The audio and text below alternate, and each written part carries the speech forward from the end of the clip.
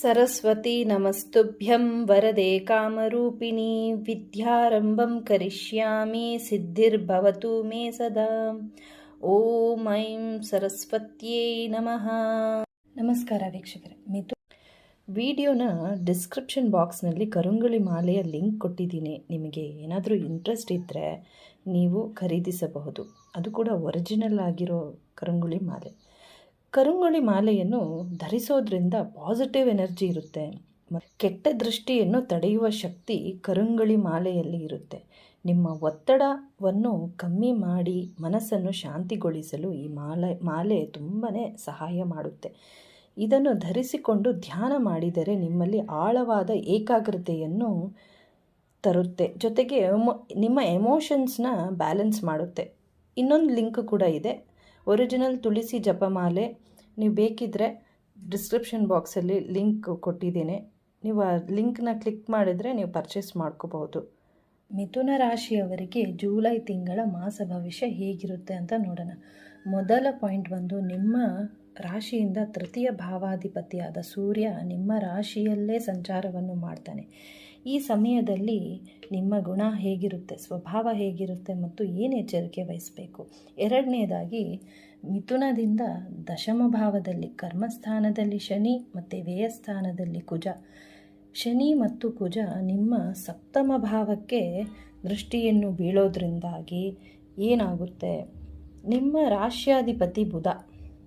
ರಾಶ್ಯಾಧಿಪತಿ ಬುಧ ವಕ್ರನಾಗ್ತಾನೆ, ವಕ್ರ ಮತ್ತು ಅಸ್ತನೂ ಆಗ್ತಾನೆ. ನಿಮ್ಮ ಕುಟುಂಬ ಸ್ಥಾನದಲ್ಲಿ ಗುರುವಿನ ಸಂಚಾರ, ಗುರುನೂ ಅಸ್ತನಾಗ್ತಾನೆ. ಮತ್ತು ತೃತೀಯ ಭಾವದಲ್ಲಿ ಶುಕ್ರ ಮತ್ತು ಕೇತುವಿನ ಸಂಚಾರ. ಜೂಲೈ 16ನೇ ತಾರೀಕುವರೆಗೂ ಸೂರ್ಯ ನಿಮ್ಮ ರಾಶಿಯಲ್ಲೇ ಸಂಚಾರವನ್ನು ಮಾಡ್ತಾನೆ. ಈ ಸಮಯದಲ್ಲಿ ನಿಮ್ಮ ಮೇಲೆ ನಿಮಗೆ ನಂಬಿಕೆ ಜಾಸ್ತಿ ಇರುತ್ತೆ, ಆತ್ಮವಿಶ್ವಾಸ ಹೆಚ್ಚಿರುತ್ತೆ, ತುಂಬಾ ಉತ್ಸಾಹದಿಂದ ಕೆಲಸ ಮಾಡ್ತೀರಾ. ಅಂದರೆ ಹೈಲಿ ಮೋಟಿವೇಟೆಡ್ ಆಗಿ ಇರ್ತೀರ. ಫುಲ್ ಬ್ಯುಸಿ ಸ್ಕೆಡ್ಯೂಲ್ ಅಂತಲೇ ಹೇಳ್ಬೋದು. ಬಹಳಷ್ಟು ಬದಲಾವಣೆಯ ತಿಂಗಳು ಅಂತಲೂ ಹೇಳ್ಬೋದು. ನಿಮ್ಮಲ್ಲಿ ನಾಯಕತ್ವದ ಗುಣ, ಲೀಡರ್ಶಿಪ್ ಕ್ವಾಲಿಟೀಸನ್ನು ಚೆನ್ನಾಗಿ ನಿಭಾಯಿಸ್ತೀರ. ಹೊಸ ಪ್ರಾಜೆಕ್ಟು ಕೈಗೆ ತಗೊತೀರ, ಹೆಚ್ಚು ಗುರುತಿಸ್ಕೊಳ್ತೀರ ನೀವು. ಈ ಸಮಯದಲ್ಲಿ ಜೂಲೈ ತಿಂಗಳಲ್ಲಿ ಏನಾಗುತ್ತಂದರೆ, ನೀವು ಹಲವಾರು ಐಡಿಯಾಸ್ಗಳನ್ನು ಒಂದೇ ಸಮಯದಲ್ಲಿ ಮಾಡುವುದರ ಬದಲಾಗಿ ಕನ್ಸಿಸ್ಟೆಂಟಾಗಿ ಒಂದು ಸಮಯದಲ್ಲಿ ಒಂದೇ ಕೆಲಸದ ಮೇಲೆ ಗಮನವನ್ನು ವಹಿಸಬೇಕಾಗುತ್ತೆ. ಅದನ್ನು ಫಸ್ಟು ಒಂದು ಕೆಲಸವನ್ನು ನೀವು ಮುಗಿಸೋದ್ರಿಂದ ಒಂದು ಕೆಲಸ ಕಂಪ್ಲೀಟ್ ಆದರೆ ಇನ್ನೊಂದು ಕೆಲಸಕ್ಕೆ ನೀವು ಮತ್ತೆ ಶುರು ಮಾಡ್ಕೋಬೋದು. ಎಲ್ಲ ಕೆಲಸ ಒಂದೇ ಸಲ ಐಡಿಯಾಸ್ ಮಾಡೋದ್ರಿಂದ ಯಾವ ಕೆಲಸನೂ ಟೈಮಿಗೆ ಆಗಲ್ಲ. ಜೂಲೈ 16 ತನಕ ಸೂರ್ಯ ನಿಮ್ಮ ರಾಶಿಯಲ್ಲೇ ಇರ್ತಾನೆ. 16ವರೆಗೂ ಸೂರ್ಯನು ನಿಮ್ಮ ಸಪ್ತಮ ಭಾವಕ್ಕೆ ದೃಷ್ಟಿ ಹಾಕ್ತಾನೆ. ಶನಿಯು ನಿಮ್ಮ ಸಪ್ತಮ ಭಾವಕ್ಕೆ 10ನೇ ದೃಷ್ಟಿ ಶನಿ, 8ನೇ ದೃಷ್ಟಿ ಕುಜ, 7ನೇ ದೃಷ್ಟಿ ಸೂರ್ಯ. ನಿಮ್ಮ ಕಳತ್ರ ಭಾವ ಅಂದರೆ ಸಂಗಾತಿ ಭಾವ, 7ನೇ ಮನೆ ಬಂದು ಸಂಗಾತಿ ಭಾವ ಮತ್ತು ಪಾರ್ಟ್ನರ್ಶಿಪ್ ಬಿಸ್ನೆಸ್ ಅದರ ಭಾವ. ಈ 3 ದೃಷ್ಟಿಯಿಂದ ಸಂಗಾತಿಯೊಂದಿಗೆ ಈಗೋ ಕ್ಲಾಶಸ್ ಆಗೋ ಸಾಧ್ಯತೆ ಇರುತ್ತೆ. ಮಿಸ್ಅಂಡರ್ಸ್ಟ್ಯಾಂಡಿಂಗ್ ಆಗ್ಬೋದು. ಏನೋ ಒಂದು ಮಾತಾಡ್ತೀರಾ, ಅದರಿಂದ ಬೇರೆ ಏನೋ ಇದಕ್ಕೆ ಅರ್ಥ ಮಾಡ್ಕೊತಾರೆ, ಮಿಸ್ಅಂಡರ್ಸ್ಟ್ಯಾಂಡಿಂಗ್ ಆಗೋ ಸಾಧ್ಯತೆ ಇದೆ.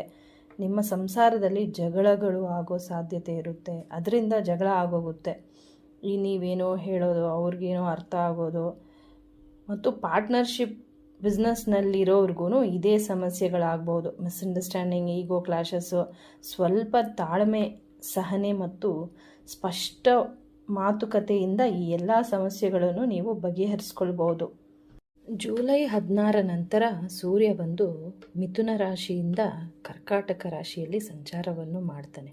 ದ್ವಿತೀಯ ಭಾವ ಬಂದು ಧನಭಾವ, ಧನಸ್ಥಾನ, ವಾಕ್ಸ್ಥಾನ ಮತ್ತು ಕುಟುಂಬ ಸ್ಥಾನ ಅಂತಲೂ ಹೇಳ್ತಾರೆ.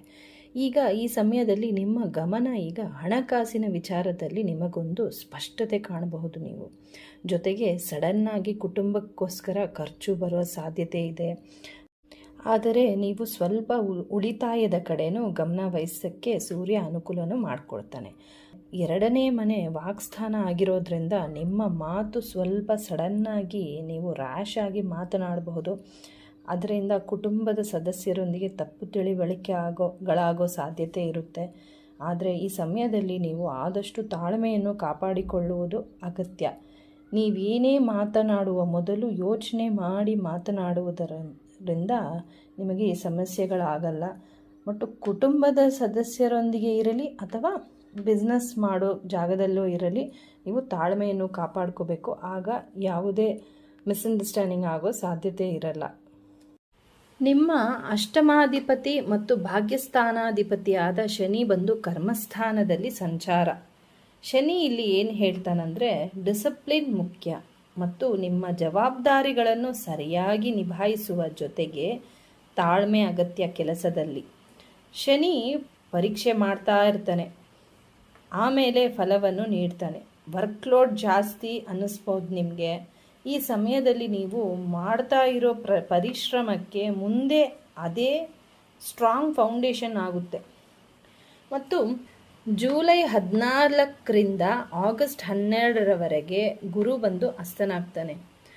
ಸೂರ್ಯ ನಿಮ್ಮ ರಾಶಿಯಿಂದ ದ್ವಿತೀಯ ಭಾವಕ್ಕೆ ಸಂಚಾರವನ್ನು ಮಾಡೋ ಸಮಯದಲ್ಲಿ ಜೂನ್ 29ರಂದು ಬುಧ ಬಂದು ವಕ್ರನಾಗ್ತಾನೆ. ಹಿಮ್ಮುಖ ಚಲನೆಯಲ್ಲಿದ್ದಾಗ ಬುಧನೂ ಇಲ್ಲಿ ಅಸ್ತನಾಗ್ತಾನೆ ಸೂರ್ಯ ಹತ್ರ ಬರೋದ್ರಿಂದ, ಜೊತೆಗೆ ಗುರುನೂ ಇಲ್ಲಿ ಅಸ್ತನಾಗ್ತಾನೆ.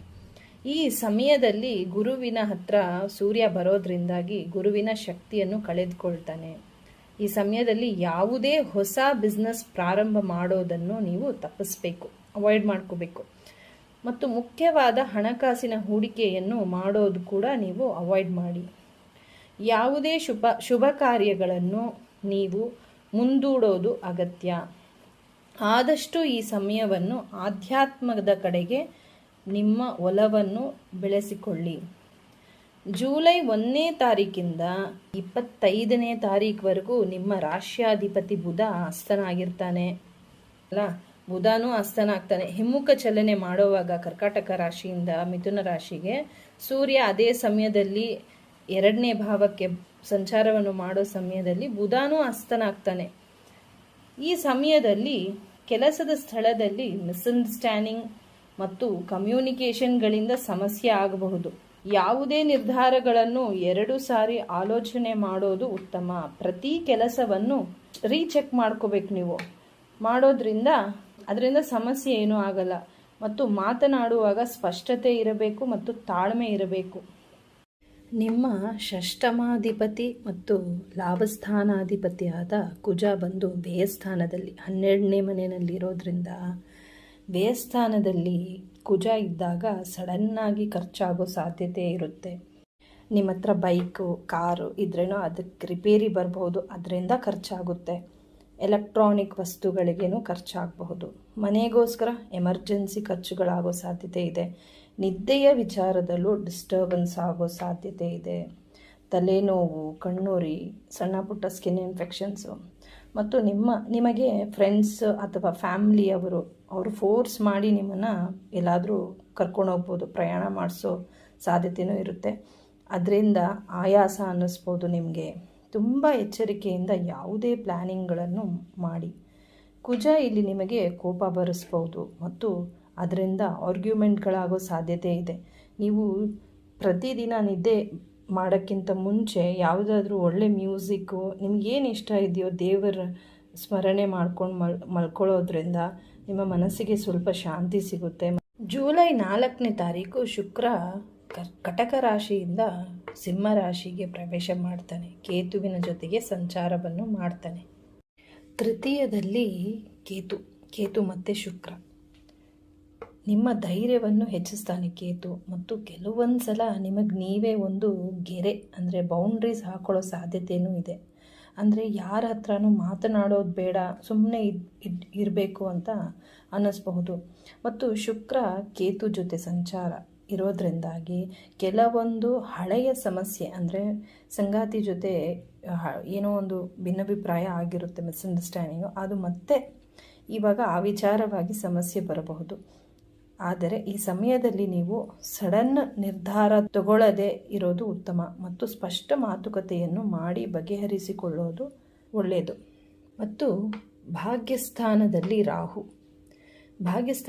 ರಾಹು ಕೆಲವೊಂದು ಸಲ ನಿಮ್ಮ ತಂದೆ ಹತ್ರ ಅಥವಾ ಮಾವ ಅಂದರೆ ಇನ್ಲಾಸ್ ಇರ್ತಾರಲ್ವ, ಮಾವ ಜೊತೆನೂ ಸ್ವಲ್ಪ ಭಿನ್ನಾಭಿಪ್ರಾಯಗಳಾಗೋ ಸಾಧ್ಯತೆ ಇದೆ.